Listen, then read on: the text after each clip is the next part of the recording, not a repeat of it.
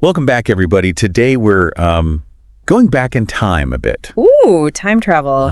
Yeah. Sounds fun. Well, we're going back to 2019 to be exact, to analyze a speech by John Mahama at the UN General Assembly. Oh yeah, John Mahama. He was president of Ghana back then, right? Yep, that's right. The speeches were always pretty interesting. They are, and that's why we're doing a deep dive on this one today. Cool. I'm excited to see what he had to say. Yeah, so this speech is more than just your typical political speech. Okay, how so? Well, even 6 years later, his words are still really insightful. Interesting. Especially from an African leader's perspective on global challenges. I see.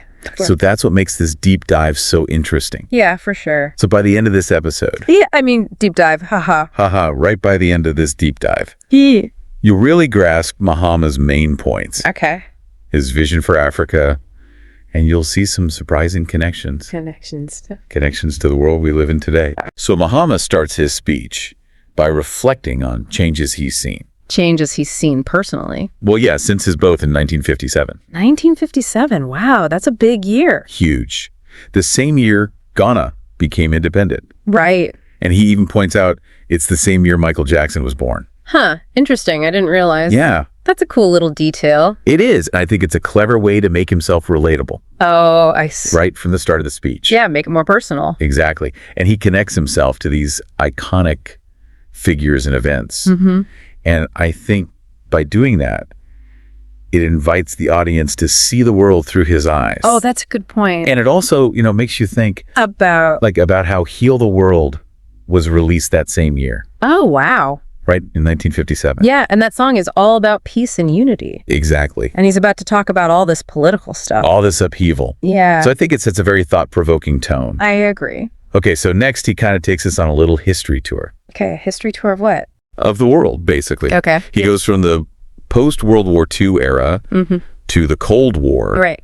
and then the fall of the Berlin Wall. Makes sense. And he's actually pretty open about his disillusionment with the world after the Cold War. Oh, so like the unfulfilled promises and all that. Exactly. Interesting. And there's this really powerful irony when he quotes Reagan. Ronald Reagan. Yeah, his tear down this wall speech, Oh, right. which was obviously super symbolic. Yeah, symbolize hope for the future. Exactly. Yeah. But Mahama argues that now we're building new walls. New walls, huh? Yeah, both literally and metaphorically. Ooh, I like that. And he uses some pretty powerful examples to illustrate this point. Like what? Well, like he talks about the struggles of young Africans Okay. who are risking their lives trying to get to Europe. Oh, yeah, that's a huge issue. It is. Yeah. And he also talks about the rise of xenophobia and isolationism. That makes sense. And he even shares this one really poignant story. What's the story about? It's about a group of young men from West Africa. Okay. And they're attempting this super dangerous journey to reach Europe. Across the Mediterranean. Yeah, and it's like across the Sahara Desert first. Oh, wow. That's brutal. It is, and out of the 5 friends that start the journey, only one survives. Oh, my goodness. And he ends up in a refugee center in Italy. Wow. And this story, it speaks to the desperation Yeah. that's driving people to risk everything for a better life. Yeah. So I guess I'd ask you, after hearing that story, with everything happening in the world today, what does the word progress even mean to you? That's a good question. I think it's something worth thinking about. It is, because I think we often have this narrow view of progress. Yeah, we did. And the story challenges that. Yeah, it really does. It makes you question whose progress we're actually talking about. Exactly. So, this idea of building bridges instead of walls, Yeah. that kind of leads into Mahama's discussion about Africa. Okay, what about Africa? Well, its potential and the challenges it faces. Makes sense. And he's super passionate about this topic. I can imagine. He really argues that Africa doesn't need pity, Right. but rather a fair chance to trade and develop. I see. And he makes a really compelling case for removing trade barriers. Okay. Yeah, that would help a lot. And he also talks about addressing the dumping of subsidized goods. From developed countries. Yeah, which is a big problem. Minimally. And he also emphasizes boosting trade within Africa itself. Okay. And of course, he talks about the importance of good governance Yeah, that's always a big factor. and tackling corruption. Within African nations. Exactly. Interesting. So it's a pretty nuanced perspective It does sound like it. because he's acknowledging the problems, but at the same time, he's championing Africa's potential. Right. He calls it the next one on the rise. The next one on the rise. Yeah. So it makes you wonder, right? About what opportunities and obstacles you see for Africa's future. Yeah. That is a really good question to think about, because it's a complex issue with a lot of different factors at play. It is, for sure. And, his call for a level playing field for African nations, that really ties into his thoughts on democracy. Oh, yeah, for sure. He goes into, all the complexities of promoting democratic values, but he also acknowledges that, like, a one-size-fits-all approach doesn't really work. Yeah, that's a super important point, especially with all the debates we've had. Oh, yeah. About, interventions in nation building. Totally. Yeah. He actually cautions against, like, imposing democracy from the outside. Interesting. And he points to what happened in North Africa and the Middle East, where some of those interventions had a lot of unintended consequences. It did. And when you look closer, you see that they didn't really consider the local context enough. Like, they oversimplified things way too much. Yeah, they did. And that was a big part of why those interventions failed. Yeah, that makes his perspective even more relevant today. Oh, for sure. I mean, we can't ignore those lessons from those past interventions. Exactly. So he seems to be advocating for a more nuanced approach. Yeah. One that really respects each country's specific circumstances. Definitely. But what's interesting is that even while he's talking about building a better future, he doesn't shy away from the threat of terrorism. Oh, yeah. He definitely addresses that. But he doesn't just mention it briefly either. He doesn't. He actually lists all these specific attacks. Oh, wow. All across the globe. Okay, like where? Like Bangladesh, Belgium, France, Germany. Okay. Indonesia, Lebanon, Pakistan, Russia, Turkey. Wow. Even the United States. So it's like he's emphasizing that it's a global issue. Exactly. Yeah. And that we need to work together to address it. That makes sense.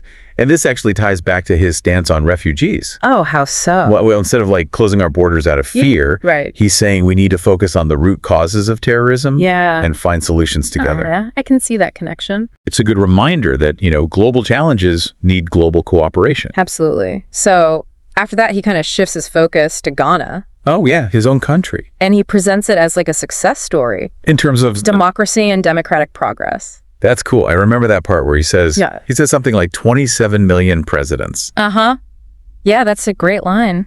It is. And it perfectly captures, that spirit of active citizenship. Yeah, for sure. So it makes you wonder about if this model of democracy, like in Ghana, if it could work elsewhere. Oh, that's a good question. Like, could other nations facing their own unique challenges draw inspiration from Ghana's example? That's a tough one. It is.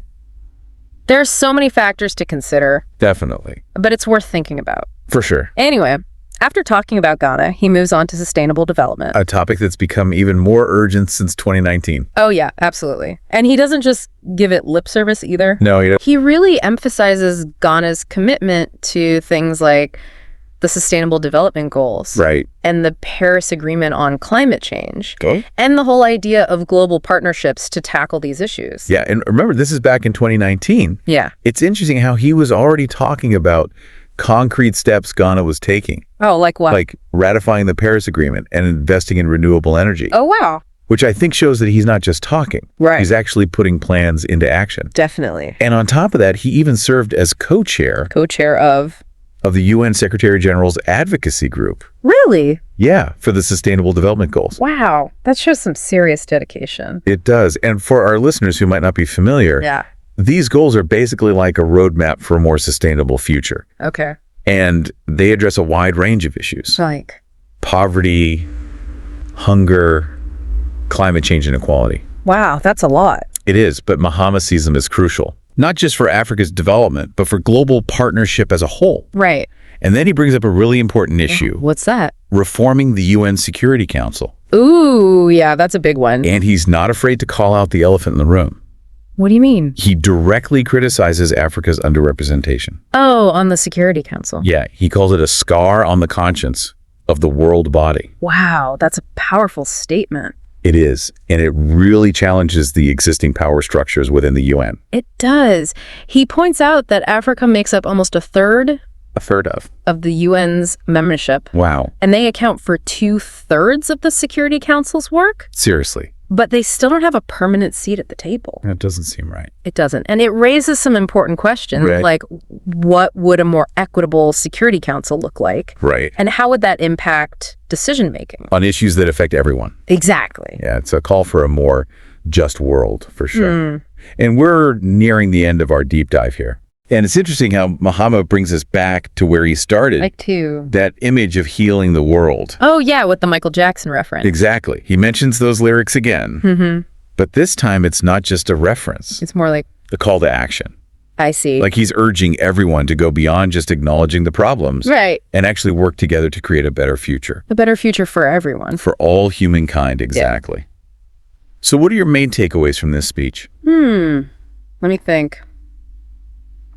What really stood out to me was how he combined those personal stories with his vision for Africa and a call for global solidarity. Right. It's not just about one continent or one problem. It's about all of us working together. Yeah. And it's pretty amazing how relevant his words from 2019 still are. I know, right? Like, it's 2025 and it still feels so current. It does. It speaks to the power of his message, for sure. Yeah. It's not just a speech frozen in time. It's more like a challenge.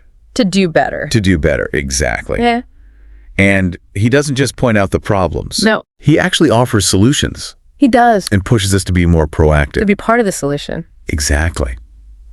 So as we wrap up this deep dive, I hope you'll think about what resonated most with you from Mahama's speech. Good idea. What questions do you have about the future?